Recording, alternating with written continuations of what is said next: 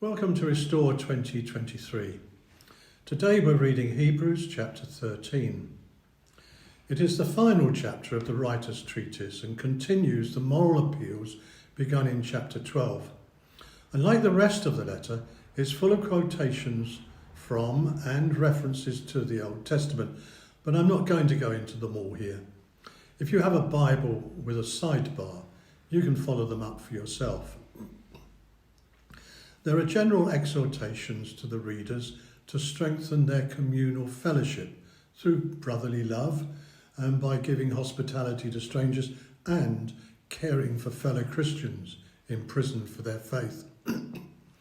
There are also reminders to honour the marriage bed, which is probably a euphemism for intercourse, and to keep themselves from the love of money.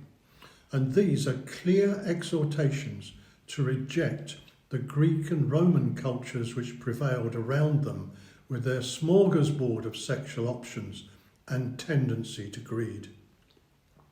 And while they eschewed the pagan culture of the day, they had to stand outside the camp and be willing to suffer with Jesus, which for these Jewish Christians may also mean being expelled from the Jewish community whose respect they so treasured. Here, they are reminded, the world is not their home. They are just passing through and seeking the city that is to come. However, there is one exhortation I will highlight because it's one that no minister can comfortably preach about in his own church. It's found in verse 17. Obey your leaders and submit to them. For 10 years, I worked as a regional missioner in the Southwest, and in that role, I was invited to several ministerial inductions, and each one the local congregation stood as a body and affirmed their conviction that Almighty God had called this man or woman to be their minister. And then, still standing, they vowed their support. In a few instances, though, some members decided this wasn't the minister for them after all. And sometimes they hounded the minister with so much criticism that made it impossible for him or her to serve effectively.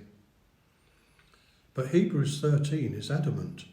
Leaders are serving God by keeping watch over the souls of their flock, and they are accountable to God for it.